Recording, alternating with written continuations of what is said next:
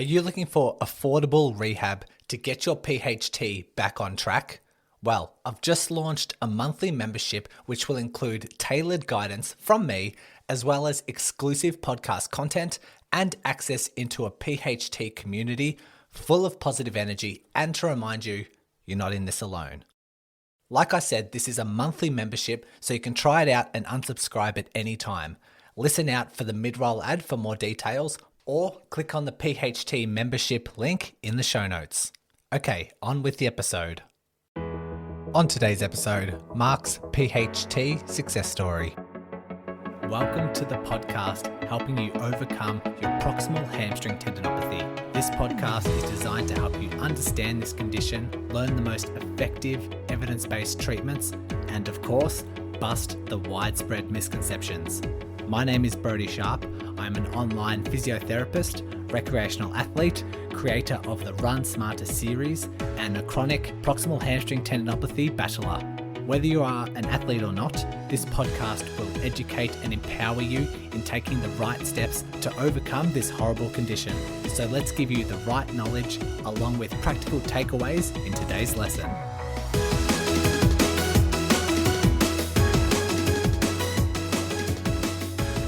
Welcome back to the podcast. Thanks for joining me for another episode. And we have another success story lined up. We have Mark, who was one of my clients a few months back and has made a lot of strides and a lot of success. And as natural, asked him to come onto the podcast, and luckily he agreed. Very happy-go-lucky guy, very optimistic, as you'll quickly learn. And as you will then, throughout the podcast, learn that it actually plays a good role in his recovery. So today we discuss his initial onset of symptoms, the mistakes he made early on, even when we started working together, the setbacks and lessons that still needed to be learned before he could actually start getting some momentum in terms of returning to running and returning towards his goals, or moving towards his goals, which are races, fast races, even though he is a masters runner in his 60s. So yeah, we'll dive into the exact exercises, the exact protocol that really helped him along the way, and a lot of mistakes. And then we finish off with a lot of advice and takeaways and lessons that he has learned in his months of rehab that will really help you no matter your situation with PHT. So away we go. Mark, thank you very much for joining me on the podcast. Yeah, great to be here, Brodie. Let's get people familiar with you. So introduce yourself and where you're from, and in particular, what sort of exercise, what sort of athlete are you? Mark from Minneapolis, Minnesota. I'm a 60-year-old competitive masters runner. I've been running my whole life. Started running in grade school, ran through junior high, high school, ran competitively in college. Was very close to qualifying for the Olympic marathon trials back in the 1980s. So pretty high level runner. Always put in lots of miles. As a younger man, almost never injured, even putting in 120-mile weeks. And, obviously as I've gotten older now, I'm, running up against these injuries, PHT being one of the worst I've experienced so far. And I'm one of those guys that just, when I'm injured, I've learned that I hate swimming. I hate, stuff in the gym, like the elliptical, don't like being on the bike. So when I'm injured, it's tough for me because I don't like the traditional cross training that runners do. So typically what I try to do is still try to run on the injury and maybe incorporate some walking, which in a lot of cases is just exacerbates the injury. So I've listened to a lot of your podcasts, Brodie, and the mental aspect of this is huge. And when you have, a sport that you've loved your entire life from childhood all the way up to, I'm 60 now, and that's your main sport, when that's taken away, the mental part is just tough. So yeah, through the PHT, it's been a struggle. Let's talk about the PHT. So how long ago was the first onset of symptoms? Yeah, I've replayed that week in my mind 100 times. So it was the end of April 2023, I turned 60 on April 14th, so I'd done a really heavy winter to get ready to try to break some American 60 and over records. I was in great shape. I ran my first national competition on April 30th. And my goal in that race was basically it was a 10K. My goal is to go easy in the front half, pick it up in the second half, and just try to get on the podium. And it was a hilly course. And I hadn't done any hills since the previous October because I was struggling with a hip glute issue. So I knew the hills were going to be tough. So I got through the race. I did podium, ran a solid time, felt great the whole way. And at that time of year in Minnesota, things had just started to turn. The weather just started to turn nice. So we literally went from 30 degrees Fahrenheit to 70 degrees Fahrenheit overnight. So that week after the race, it was, no shirt, shoes, shorts, and just flying down the trail, having a great time and great weather. So the next day after the race, that Monday, I ran way too fast. Should have done a recovery day. Tuesday, same thing, ran way too fast. And even though it felt great, it wasn't recovery pace. And then Wednesday, I did my typical, 5-minute pace workouts, about 5K of work at 5-minute pace.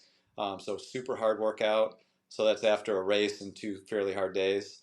And then Thursday was the first day where I just didn't, I was flying down the trail at 7-minute pace, should have been doing 8:30 pace. And it just felt hard.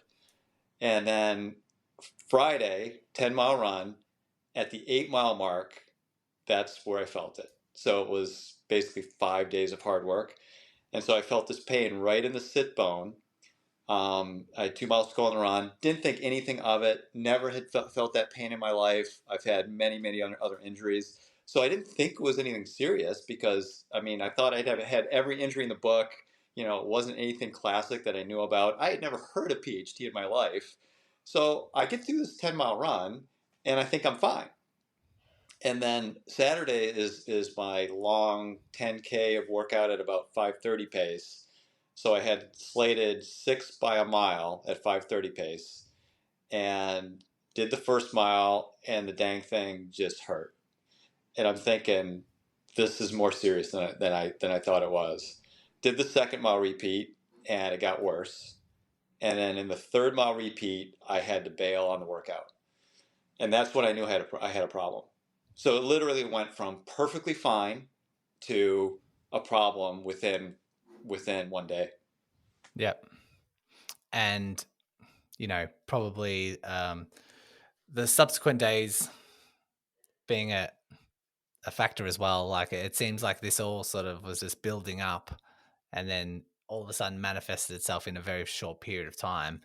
And you noticed pain at the sit bone area during running? Was there any other symptoms outside of running that started to become a problem? One of the weird things, and a couple of your other podcast members have said this, is that the initial, like when I got done with that Saturday work and was jogging around the track, the main thing that was stopping me wasn't the PHT, but it was the upper calf. So, in conjunction with the PHT, my upper calf, and this is both on the left side, so that was a huge factor. So I was limping around with this upper calf injury that really slowed me down, and that was the first part of the injury I really had to work through to get back into some kind of running to see how the PHT was going to do, right? And so that was weird. And I noticed a couple of your other people that you had on said the same thing, that there was a calf as part of it too. So that was Yeah. definitely part of my symptoms. I had the calf issue. Um, so, I kind of feel blessed because, the onset was Friday, Saturday. And then that Monday, I went to see my sports chiropractor, and I'm still thinking I'm going to be back running, within a week, right? That just a couple days off, I'll be fine, right? So I limped through a 10-mile run on Sunday, very, very slow. Went to see my sports chiro, and he diagnosed it as PHT.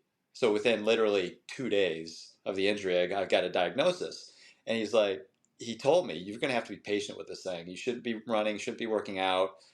But he didn't feel like he had the expertise to coach me and guide me into to rehab and what to do. So he referred me to a local sports therapist to work with here in the States.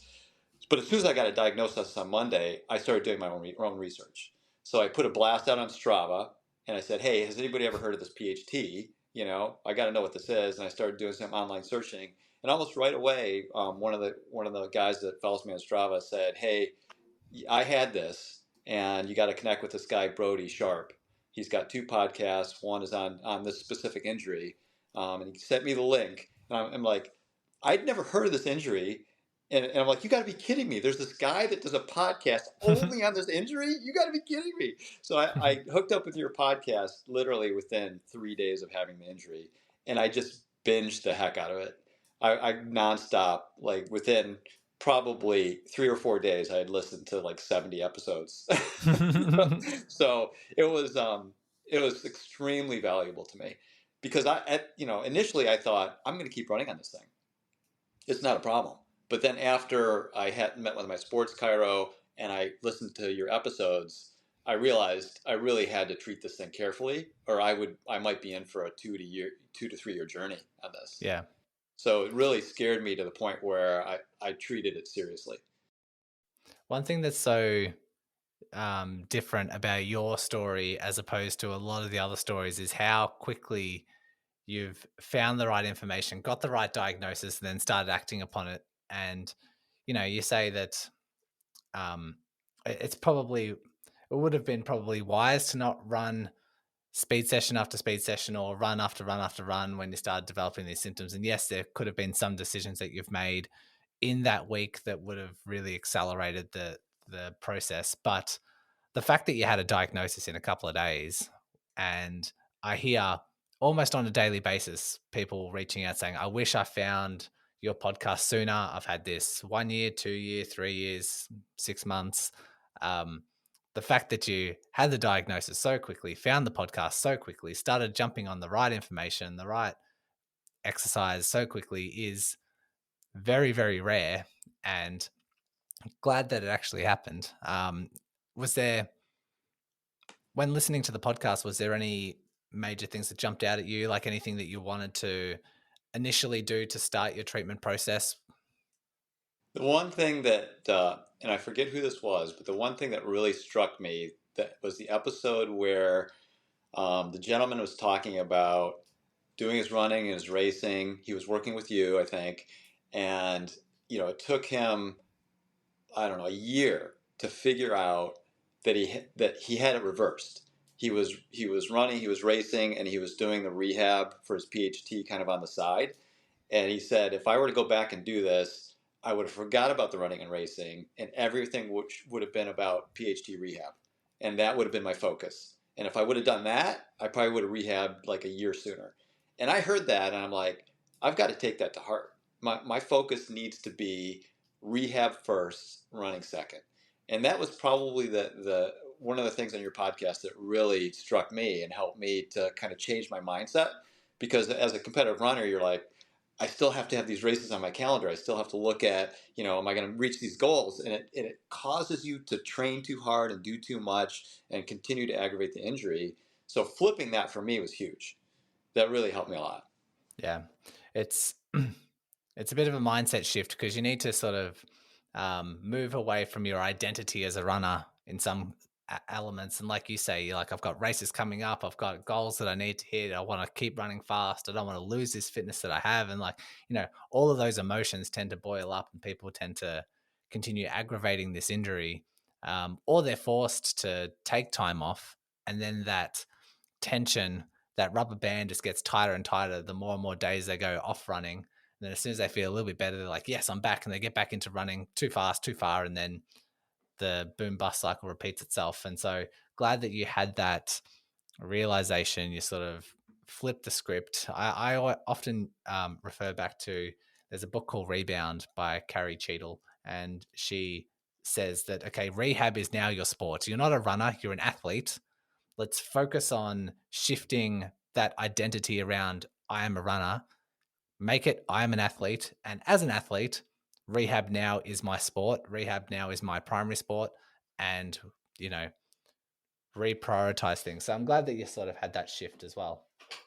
Yeah, and that's exactly what it became for me, Brody. It became rehab as my sport, as Mm, the thing I was doing for, virtually 5 months of yeah. my life. My focus was the rehab, not the running and racing. And when I ran, I considered that part of my rehab. It wasn't Yeah. it wasn't a run. It was part of my rehab. And you do a great job in your podcast of kind of, you know, coaching that where we're going to keep running in the routine, but keep it at that, the pain level prescribed. Make sure you're getting rebound within 24 hours and week over week improvement.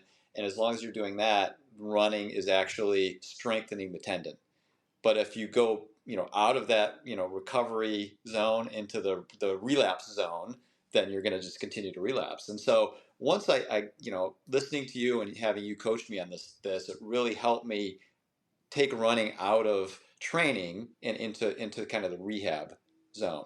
So whenever I Yeah. ran, to me it was like, okay, I'm rehabbing my tendon. I need to keep the pain level here to rehab it, and somewhere down the road, I'm gonna get back into running. But it Yeah. wasn't I didn't consider that training. I considered it rehab. One of the questions I had written down here was any mistakes that you did early on that may have contributed to an exacerbation of symptoms or, prolonged symptoms. But obviously, talking through your week of the PHT onset, it seems like, going day after day after day after day maybe wasn't the wisest thing. Any other early mistakes that you may not have mentioned? Yeah, I mean, I made during that rehab process, even with your, you prescribed like day by day what I should be doing, and even with that competitive runner in me, I made so many mistakes. I'm Hmm. convinced it took me about 5 months, 5 to 6 months to get back into some relatively normal training, and I'm convinced had I not made those mistakes, I could have been back training in probably 3 months. But I mean, the onset was early May. And the mistake I made in May was I ran too much. You had prescribed kind of run walk program with very slow running. I ran too fast and I ran too much. So I figured that out. And then in June, my club, there was a national mile race in June, and my club wanted me to come run so we could keep at our top of the podium on the national list. So I'm like, oh, I can go run a mile in 5:20 pace, no problem, and it won't affect my PHT. This is six weeks in, Brodie, right? So I go to run this mile race. I'm like, I'm just going to do 5:20 pace. And the funny thing about that race was it was straight up a street.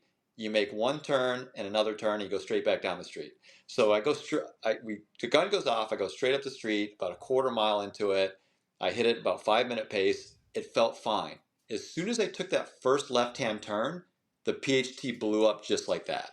So it just took a 190-degree turn to blow up the PHT, and I lost the whole month of June because I went to run this mile race. I was Hmm. basically the whole month of June. I took a step back.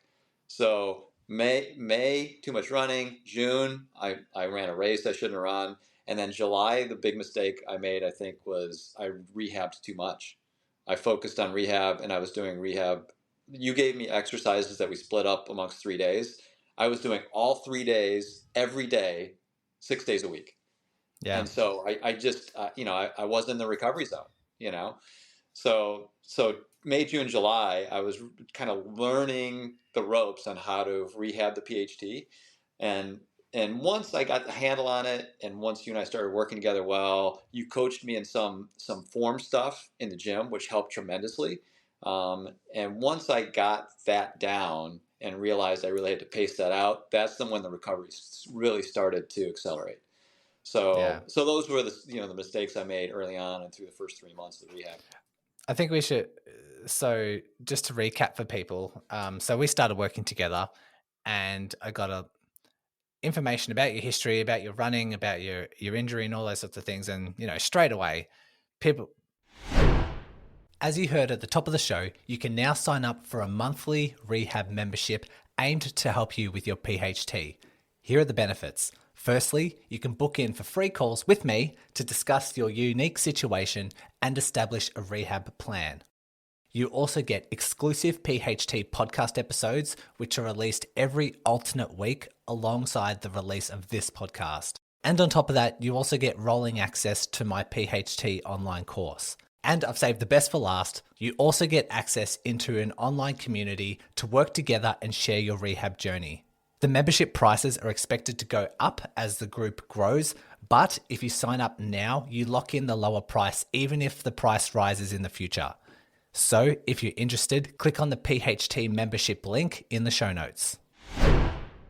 It doesn't take a genius to work out that you're a go-getter, very passionate, very excited to dive into a lot of things and do so with a lot of enthusiasm. And so quickly realize those and needed quickly realize that we need to pull the reins on you a little bit, because if we give you a little bit of slack, you're going to take that as an opportunity to do more, do faster things, do heavier things and go for it. So what I did was sort of cap your pace. And I don't, sometimes for people I'll say, oh, just run slow, just make sure it's an easy jog. And that's all the information I'll give them. But for you, we had very clear instructions on pace to keep to, or don't go any faster than this. And granted, that was like a really slow for something that you would consider. And I just remember assigning the week and coming back on another chat, and you'll be like, yeah, I know you assigned this, but this is what I actually did. And it was a bit further, it was a bit faster, and, you know, quickly learning through a few mistakes that, yes, the injury is not really getting better, that, you know, maybe we should stick to the plan, or maybe we should, make these adjustments and those sorts of things. Would that be accurate to say? Oh yeah, no, that's exactly right, Brodie. And once so that was the first 3 months. Then once I really started following the program, and did the prescribed paces, and cut things back to the point where you had basically you put a whole Excel spreadsheet together with exactly what it was supposed to do every day. And once I started following that, and also got the right form in the gym, then things really started to improve quickly. And one of the biggest things for me was understanding the deadlift form, and Mm. doing that right. But I think that literally took me 3 months to get that down. And I remember you and I were talking, and I'm telling you, Brodie, I'm doing the deadlifts, and I don't feel it in the tendon, And you're like, send me your form, And so we worked back and forth on the form, and once I got it, I got to the point where that was the best exercise in the gym for hitting the tendon. I could really feel the tendon when I did that deep squat on the deadlift. But it took me I'd never done a deadlift in my life, right? It took me 3 months to figure that out. Once I figured that out, there were two exercises in the gym that really started to help accelerate recovery, and that was one of them. For the listeners, let's go through, what was it about the deadlift that you think you were doing wrong to start with, and what changed? What sort of cueing did you use, or what were you thinking about, or how were you moving differently that made it so effective? Yeah, I think it was too much back initially. I was bending forward too much and not sitting and squatting enough. And once I learned keep the back straight and kind of squat and sit back, that really helped, because it's that sitting that really starts to compress the tendon as you go down. And I got to the point where I didn't need much weight to really hit the tendon and start bringing the pain level up. One of the things I learned in my in the gym is I could handle higher pain levels in the gym. I could get up to a 5 or 6 on the deadlift, and within an hour the pain would be gone. Mm. Whereas if I was out on a run and I got up to a 4 on a run, 24 hours later I'd still have pain. So I had to really be careful on the run part. But in the gym, I could really stress the tendon, and it would be fine within an hour. So I really pushed it in the gym, and deadlift was one of the ways I did that. Yeah. Some people, like to adopt a stiff-legged deadlift, which would be similar to what you were doing previously, which is like, yeah, hinging a lot at the back and not really sitting back and pretending like you're going to sit into the back of a chair as you deadlift forward. And a few things with that. One, like you say, it probably doesn't stretch the upper tendon, or like provoke the upper tendon too much with that first initial technique. But the other thing that I've found is that if people try to do a straight legged deadlift, some people can do it, but once you start progressing the weights, you can't really do it that heavy.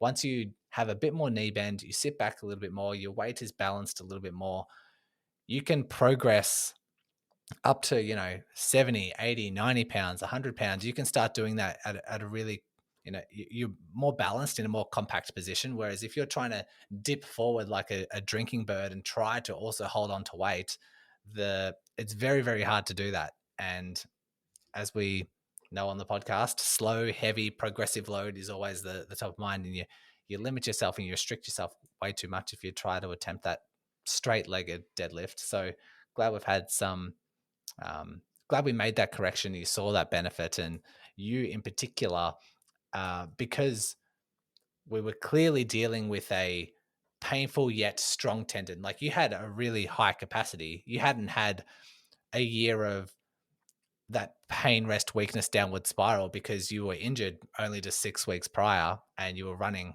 really fast, really far, and doing all that sort of stuff. So you were strong, which is probably why you found yourself could get away with a lot more in the gym. You could load it up, and yes, it'd be painful, but you would return back to baseline relatively quickly, only because you had that foundation strength there, and probably why you responded so well.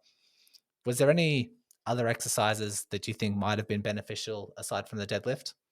Yeah, there was one other, just one other note on the deadlift, and you helped me work on this. Was, as a 60-year-old athlete that's mainly a runner and not a gym rat, one of the things I learned quickly was that there were other parts of my body that had to be strengthened in order to be able to build the weight on the deadlift, and the back was a big part of that. So I complained to you that I was having back pain, and you gave me a back extension exercise to do, and that was miraculous. I think I WhatsApped you the next day after you gave me the first session, and my back pain was 90% improved after one session. It was like a miracle, exercise. I couldn't believe it. So, you know, as a 60-year-old, just building up the infrastructure around the body so I could do the deadlifts at the weights I needed to strike the tendon was a big deal. So that's why it really took me some time to build that deadlift up to a point where it could impact the tendon, because I had to build up my back, I had to build up my glutes, I had to build up my abs,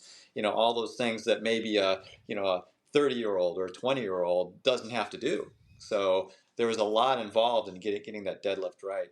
The other one that really hit the tendon was, I'm going to call it like a kickback, where you basically have a kind of semi-straight leg, and you're on a kind of a nautical, a weight attached to a wire, and you're kicking that backwards behind you. And that really targeted the tendon well. And I don't know if you have an official name for that, Brodie, but There those isn't two really. exercises. Like, I call it standing hip extension because you're standing and you extend your hip backwards and you do so under resistance. So there's no fun name for it, like a crab walk or like a scooter or something like that. But yeah, standing hip extension. If people want to Google that, that's the exercise that will pop up. Okay, yeah. So actually, we had, I don't know, half a dozen exercises that you had prescribed, and those two hit the tendon so well that today, now as maintenance work, I'm only doing those two exercises, and it seems to be working really well to maintain the strength of the tendon.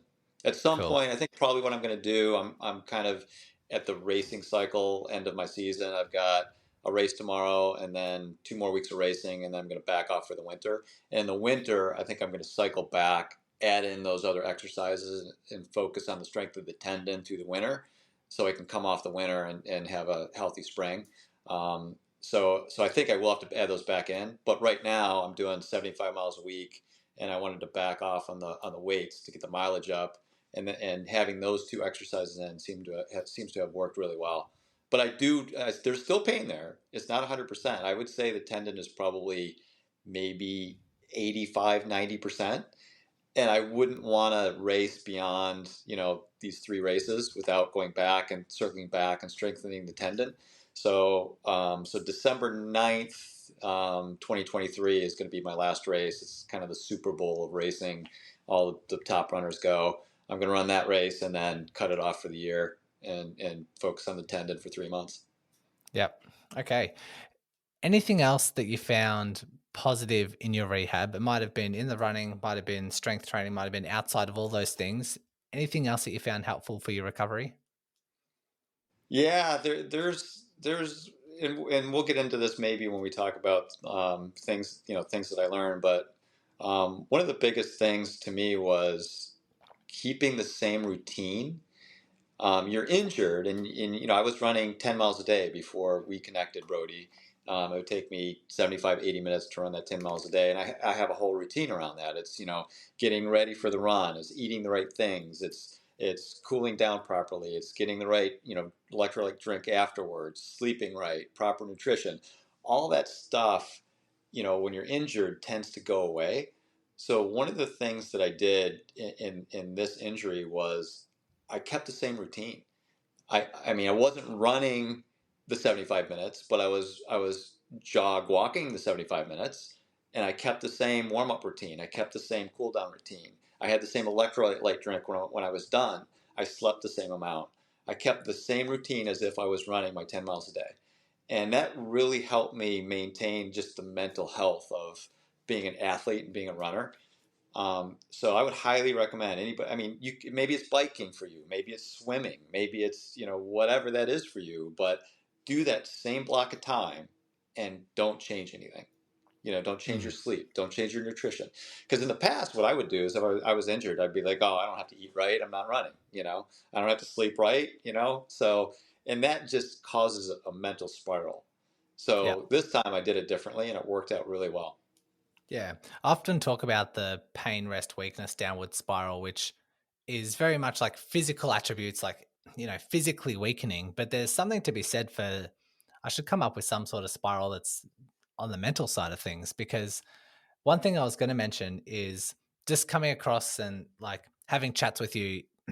You seem very energetic, but overly positive at the same time. Like you would, even making very, very small improvements, you'd just be over the moon and you would, ready for the next thing. And that, you just saying that really highlights the approach that you take, trying to keep as still keep your head in the game, still keep positive, still keep that same routine, still treat yourself like an athlete, still do the same positive mental elements, because people can easily say, oh, damn, I'm injured. No one likes being in pain. Very, very easily to think negative thoughts, have negative outlooks.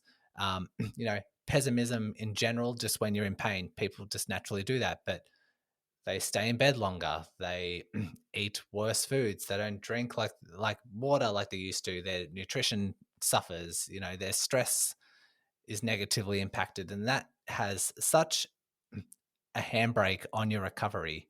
There's so many elements, so many different avenues that control how quickly you can return back to and how fast that tendon can heal.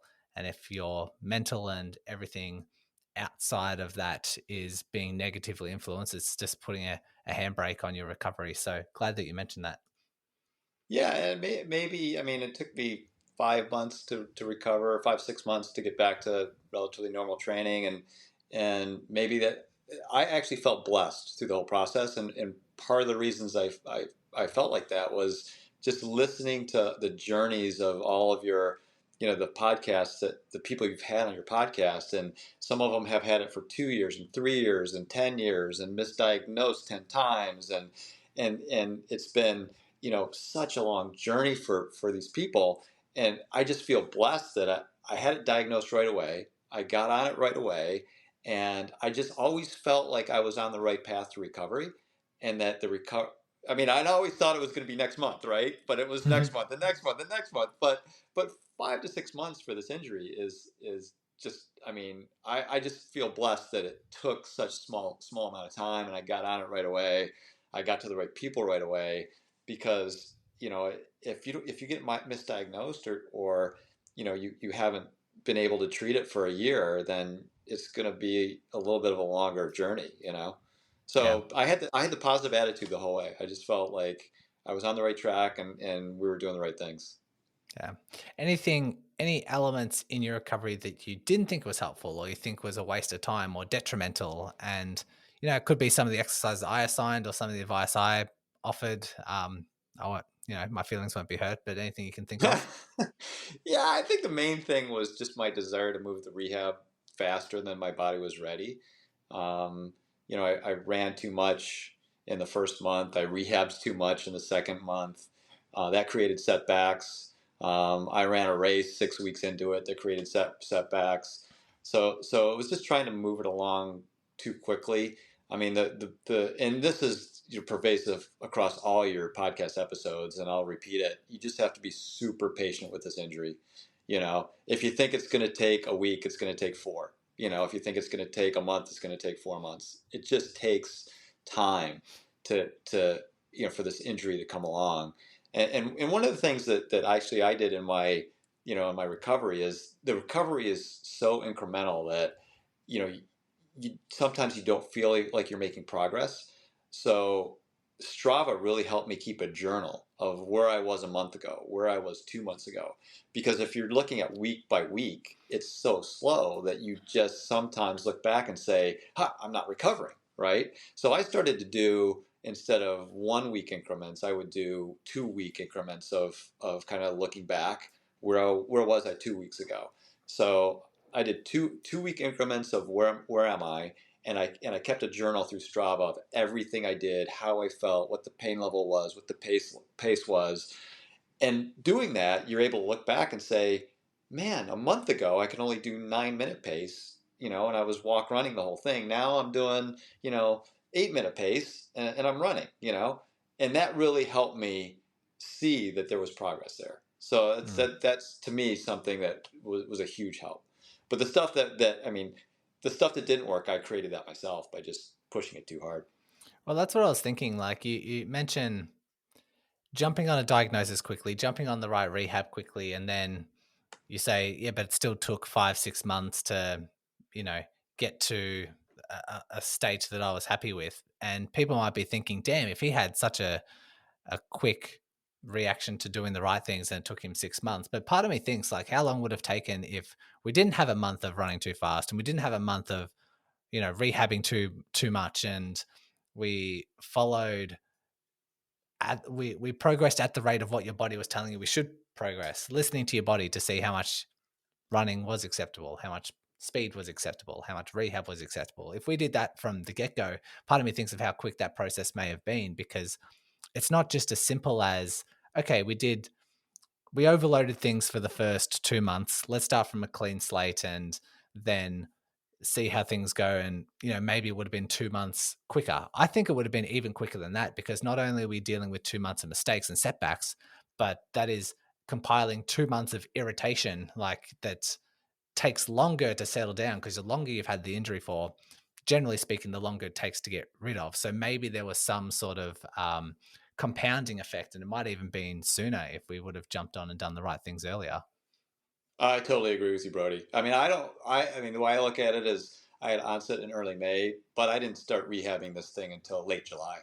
I mean, I didn't even know how to do a proper deadlift, right? So that's one of the main things that was, that helped my rehab. So I think we could have rehabbed this thing inside of 3 months had I done everything properly. But, Yeah. I mean, live and learn, and here we are. But I feel great that I'm here, and at the end of my season, able to get out and do the races I want. So I'm happy with the way it went. But yeah, if I were to go back and do it again, I think we could have done it a lot. I could have done it a lot better, and probably been out there, in August, September, and run Yeah. some good. But yeah.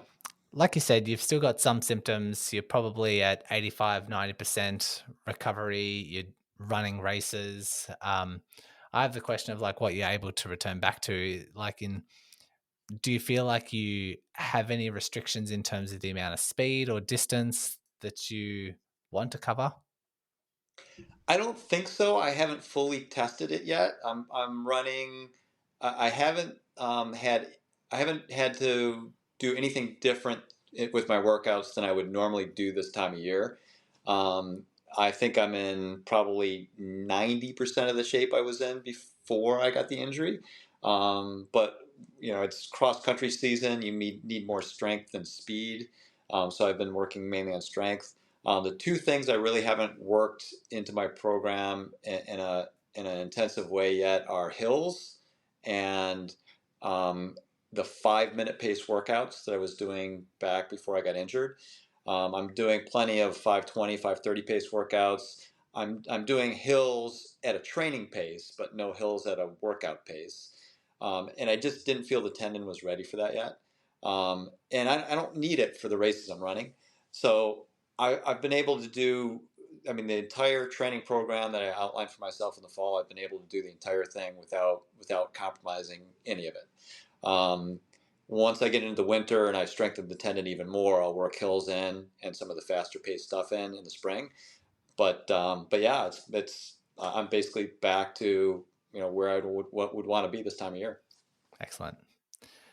One thing I want to touch base on is the calf. You said that initially your onset of symptoms were, or mainly what stopped you running was calf symptoms. How did that play out as the rehab went on? That was fairly short lived. That probably lasted 2 weeks. So it was pretty tender for 2 weeks.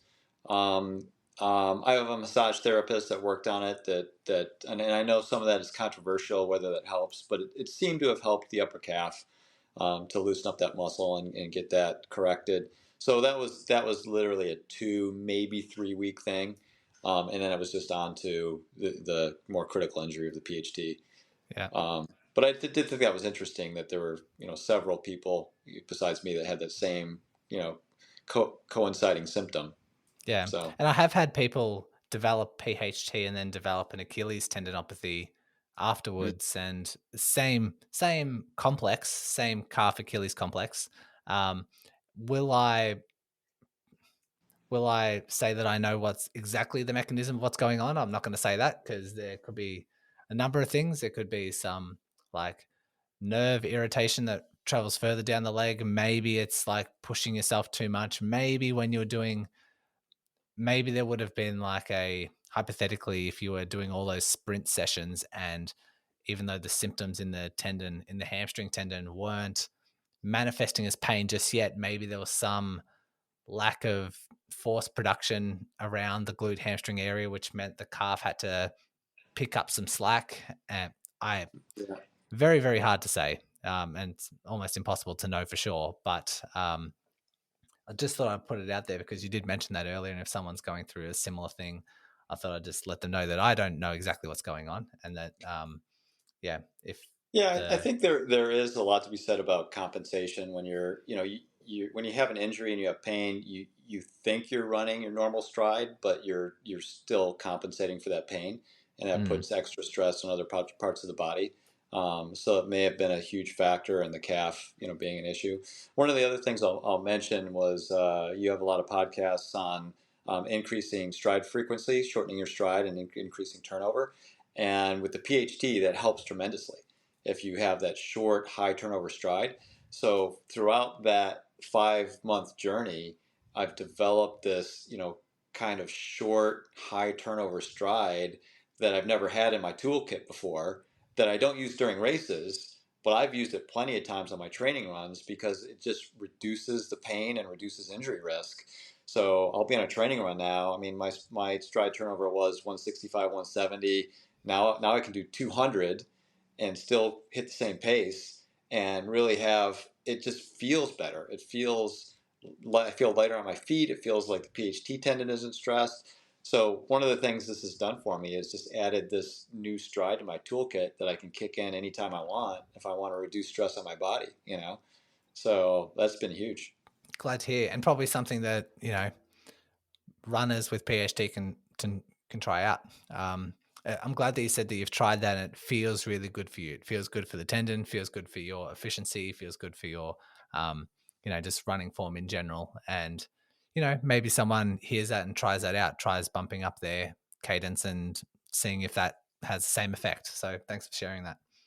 Um, Yeah, no, it's worth trying. And you had a couple of tips about maybe putting on some music with the same beat that you're trying to emulate with your stride, and that worked for me. I had my great. earbuds in, and I had the beat going, and that really helped me learn that new turnover and that new stride. So yeah, no, it's just another tip that I learned during the journey. Excellent. Well, as we sort of wrap this up, is there any other final bits of advice, tips, tricks, reminders that you might have for people who are struggling with PHT? To me, the first and foremost thing that helped me was getting professional help. Initially I got on your podcast within days. It's a great place to start. If you end up with this injury, look for the best there is out there.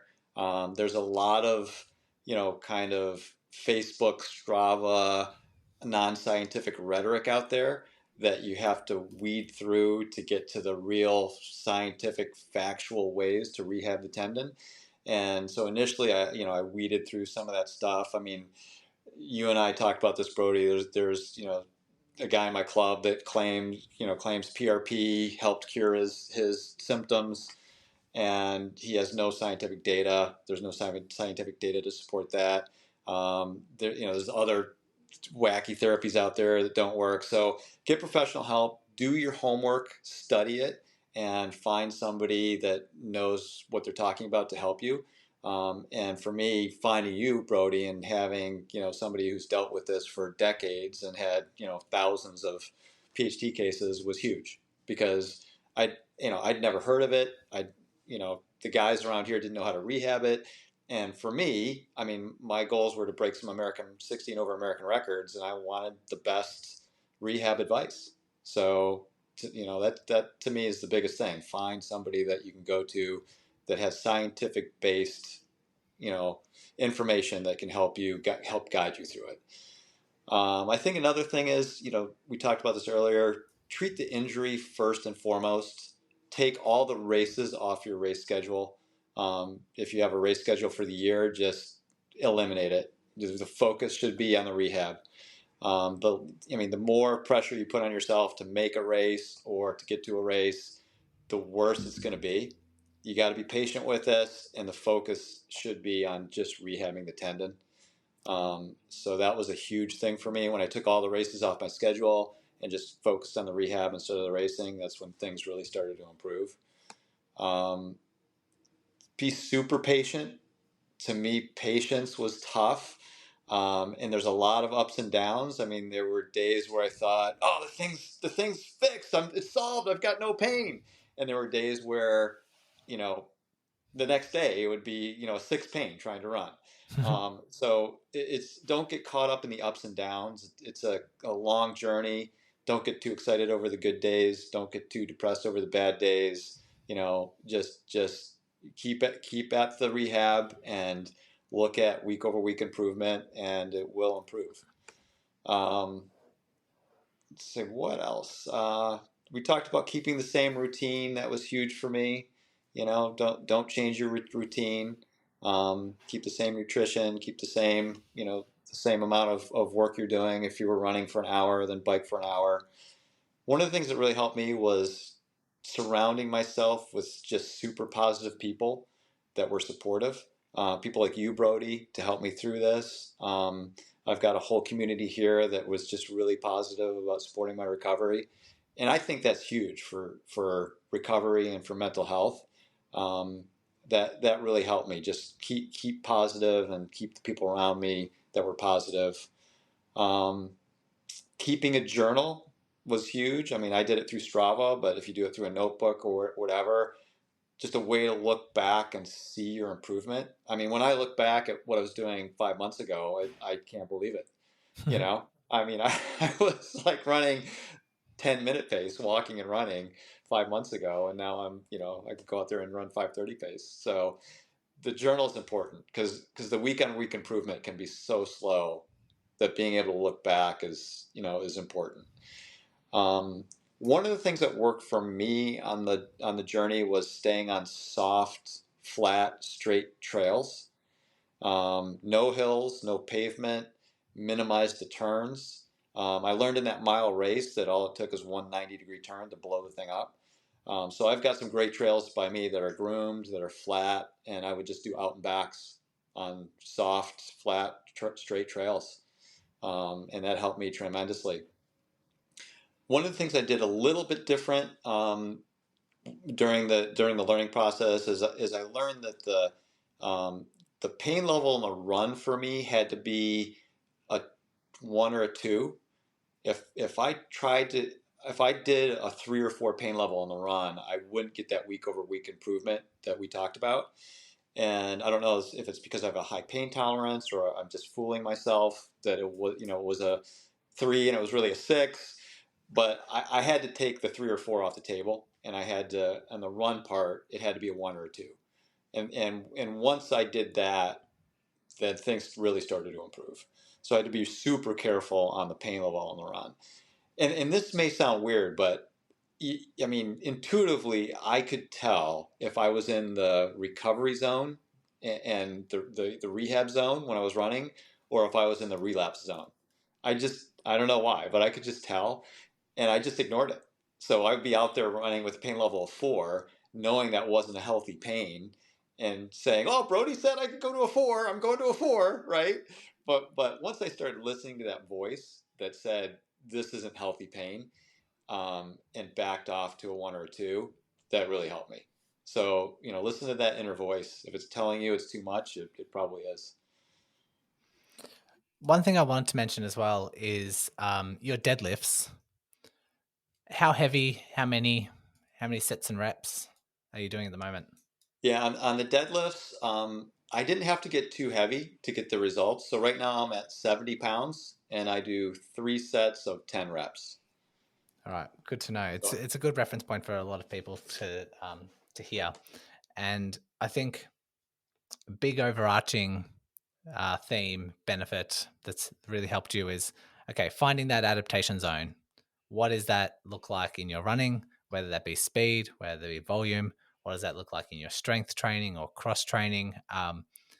Finding what that zone is and training within that, and then progressing that adaptation zone at the rate that your body is going to allow. And there was a lot of trial and error in the early days. There was a lot of lessons to learn in those early days. But like you said, things really started kicking up a notch and things started really progressing quite quickly once we found that adaptation zone. We found out, okay, what speed can you tolerate? What days? There were some slow days, slow running days with some slightly faster running days, and that balance tended to work out well symptom wise. The deadlift action, trying to stimulate that right area and then progressing that at a rate that your body would allow. Once all those things kind of clicked into place, magic started happening quite quickly. And the journey or the goals that you had were far superior to a lot of other athletes.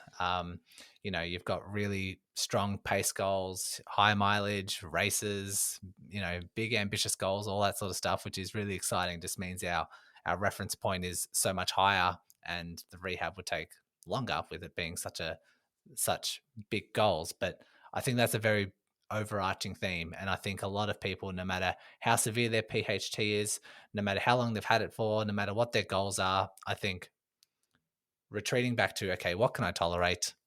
How much can I tolerate? Almost doing as much as you possibly can tolerate, and then moving and progressing at the rate that your body will allow. And it's all about trial and error, tuning in, listening to your body, accurately interpreting symptoms. I think that this success story really encapsulates that quite well. Anything else before we wrap up? yeah, I would just say that that's exactly right, Brodie. Once I learned to stay within the adaptation zone and not step outside that, that's when things really started to accelerate. And it just took me a while to with your help, rein that in, and also learn where that adaptation zone was. But that was the key. I would sum it up as staying within the adaptation zone, and that was really when things kicked off. Excellent. Well, good luck with your upcoming races. Good luck with your rehab that still continues to this day. And thanks for coming on and sharing your story. It's going to help a lot of people. Yeah, thanks, Brodie. I appreciate it. Hey, thanks for sharing your expertise with me, and the work you're doing is definitely out there because I was able to find you within a few days of getting injured. So you're doing some great work, man. You're very welcome. Thanks once again for listening and taking control of your rehab. If you are a runner and love learning through the podcast format, then go ahead and check out the Run Smarter podcast, hosted by me. I'll include the link along with all the other links mentioned today in the show notes. So open up your device, click on the show description, and all the links will be there waiting for you. Congratulations on paving your way forward towards an empowering, pain-free future. And remember, knowledge is power.